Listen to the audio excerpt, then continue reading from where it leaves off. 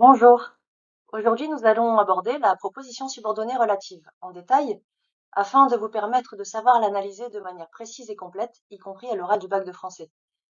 De nombreux exemples seront choisis pour leur simplicité afin de bien comprendre la notion, et d'autres seront tirés de La peau de chagrin, récit dont l'écriture est riche en phrases complexes et en descriptions. Proposons d'abord un petit rappel de définition. Une expansion du nom enrichit le nom, en précise le sens, apporte un complément d'information sur ce nom. Vous en connaissez d'autres, l'adjectif qualificatif qui sera épithète, le complément du nom et la position. La quatrième expansion du nom est donc la proposition subordonnée relative. Elle est introduite par le pronom relatif. Ce pronom relatif peut être simple, qui, que, quoi, dont, ou composé. Lequel, duquel, auquel, la liste est longue. Ce pronom relatif remplace un nom ou un pronom qui est appelé antécédent et qui appartient à une autre proposition. L'antécédent a une fonction dans sa proposition, le pronom relatif occupe une fonction dans la proposition subordonnée relative, ou PSR. Voici maintenant deux exemples. Le souhait que nous avions formulé s'était enfin réalisé.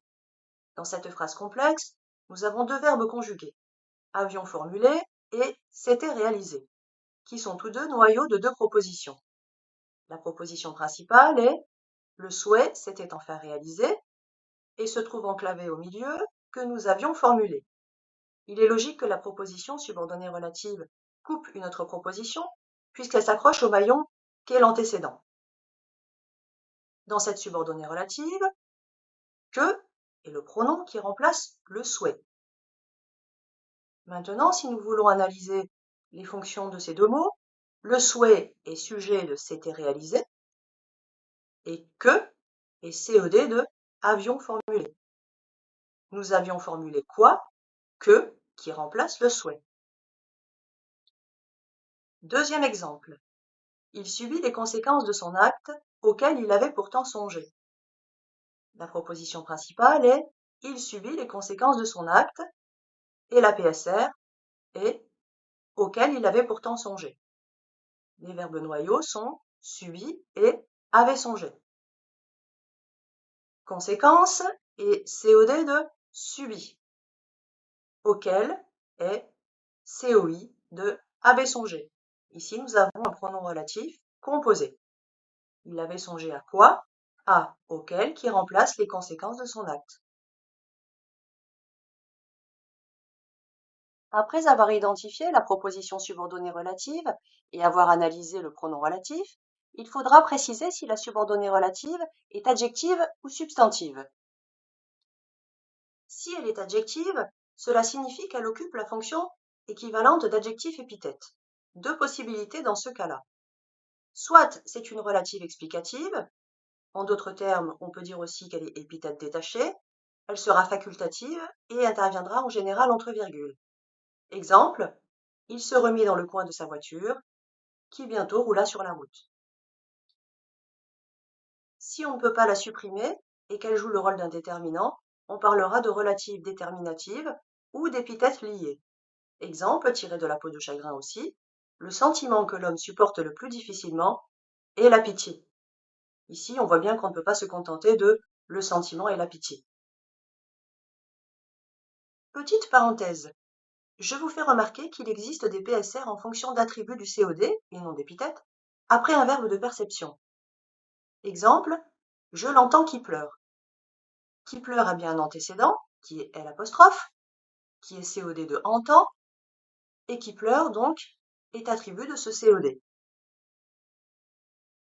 Si la relative n'est pas adjective, comme une expansion du nom, elle peut être substantive, c'est-à-dire qu'elle occupe la même place qu'un nom, sans antécédent qu'elle enrichirait. Ces relatives, équivalentes à des noms ou substantifs, sont moins fréquentes. Elles sont introduites soit par qui, quoi ou quiconque, soit par ce que, celui qui, etc. Exemple, qui aime bien châtie bien. Il s'agit souvent de formules proverbiales. Quant aux deux exemples suivants, on observe que le démonstratif Ce ne représente rien de particulier. Dans la première phrase, on pourrait la remplacer par le groupe nominal, la réalité apparente. Ce n'est pas ce que tu crois, ce n'est pas la réalité apparente. Dans la deuxième phrase, on pourrait la remplacer par le groupe nominal, le reste. Vois ce qu'il en reste, vois le reste. Procédons maintenant à une analyse complète. À partir de l'extrait suivant, ce que les hommes appellent chagrin, amour, ambition, revers, tristesse, sont pour moi des idées que je change en rêverie. Nous avons ici deux propositions subordonnées relatives. La première est soulignée, la deuxième apparaît en gras. Concernant la première, il s'agit d'une relative substantive, sujet du verbe sont. Le pronom relatif que est COD du verbe appelle. Et l'énumération de sentiments qui suit, chagrin, amour, ambition, revers et tristesse, sont attributs du COD. Concernant la seconde, il s'agit d'une véritable expansion du nom, idée, qui est donc l'antécédent. Le pronom relatif, que, est COD du verbe change. Et je dirais que la fonction de cette relative est épithète liée, car il ne s'agit pas de n'importe quelles idées, mais d'idées bien précises, à remplir, à développer par exemple. On ne peut pas la supprimer. En fait, le mot rêverie au niveau du sens, dans la PSR, est même plus important que l'antécédent, idée. Si on enlève la relative, la phrase reste tout aussi correcte grammaticalement, mais l'on perd trop de sens. Enfin, certaines subordonnées relatives n'auront pas de valeur descriptive, mais porteront une nuance circonstancielle. Pour commencer, certaines exprimeront la concession, avec un verbe à l'indicatif. Exemple, cet ingénieur, qui est un expert, a renoncé à résoudre ce problème. On pourrait la remplacer par une subordonnée conjonctive. Cet ingénieur, bien qu'il soit un expert, a renoncé à résoudre ce problème. D'autres PSR peuvent avoir une valeur concessive aussi, avec un verbe au subjonctif, dans des tournures bien particulières. Exemple, qui que tu sois, tu es le bienvenu. Ou encore, quelque faute qu'il ait commise, il sera pardonné.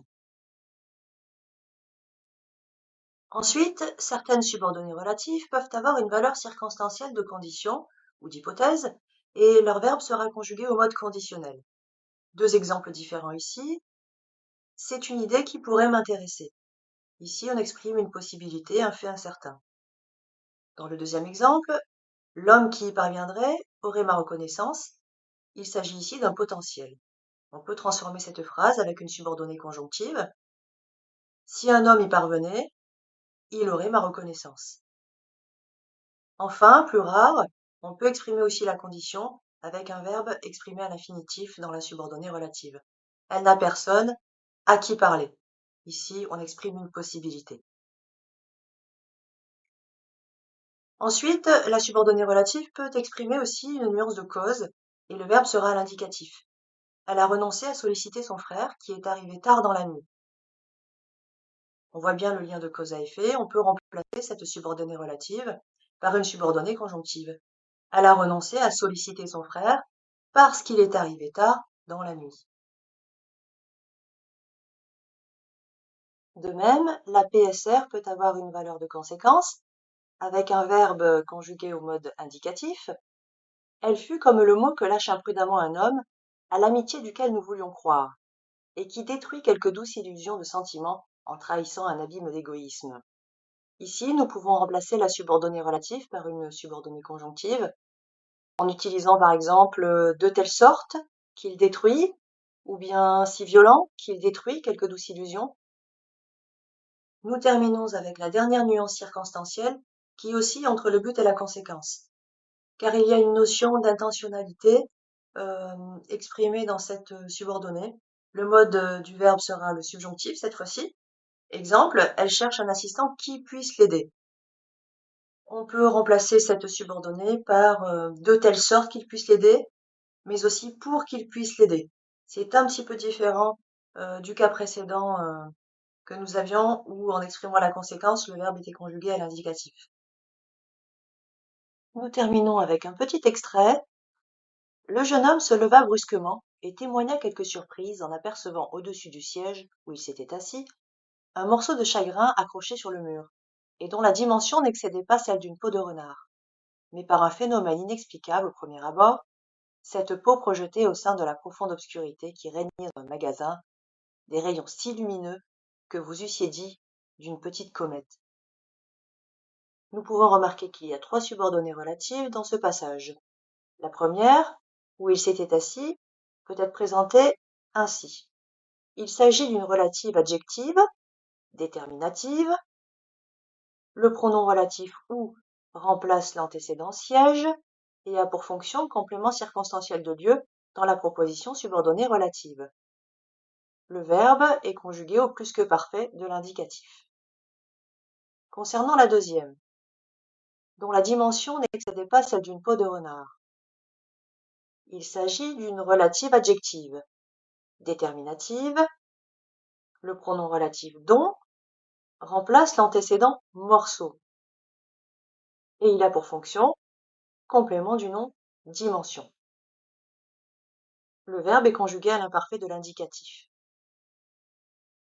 Enfin, pour la dernière, qui régnait dans le magasin, il s'agit d'une relative adjective, déterminative. Le pronom relatif qui remplace l'antécédent obscurité et a pour fonction sujet du verbe régner. Le verbe est conjugué à l'imparfait de l'indicatif, à valeur de description. Nous terminerons avec quelques confusions à éviter concernant la nature de que, qui et où, pouvant être pronom relatif, mais aussi pronom ou adverbe interrogatif, et pour que conjonction de subordination. Dans les extraits qui suivent, vous observerez que ces mots-là peuvent avoir chacune des natures indiquées. Que voulez-vous demanda le vieillard. Ici, que est un pronom interrogatif, COD du verbe vouler. J'avoue, s'écria l'inconnu, que je ne devine guère le procédé dont on se sera servi pour graver si profondément ces lettres sur la peau d'un onagre. Que, ici, est un mot subordonnant, invariable. C'est une conjonction de subordination qui permet d'introduire la subordonnée conjonctive complétive. COD de à vous. Ah, qui n'aurait souri comme lui de voir sur un fond rouge la jeune fille brune dansant dans la fine argile d'un vase étrusque devant le dieu Priape, qu'elle saluait d'un air joyeux? Qui ici est un pronom interrogatif, sujet de aurait souri. Et ensuite, Q apostrophe est un que et l'idée, ici, et nous avons l'exemple d'un pronom relatif qui remplace ici le dieu Priape, l'antécédent. Ensuite, la soirée est un véritable morceau d'ensemble, où la troupe entière crie, où chaque instrument de l'orchestre module sa phrase. Ici, il s'agit bien du pronom relatif, dont l'antécédent est morceau d'ensemble. Enfin, pour la dernière phrase, où trouverez-vous dans l'océan des littératures un livre surnageant qui puisse lutter de génie avec cet entrefilet? Le mot où est un adverbe interrogatif ici, et le mot qui est bien un pronom relatif qui remplace le mot livre. Nous en avons terminé aujourd'hui avec la proposition subordonnée relative. Je vous dis à très bientôt.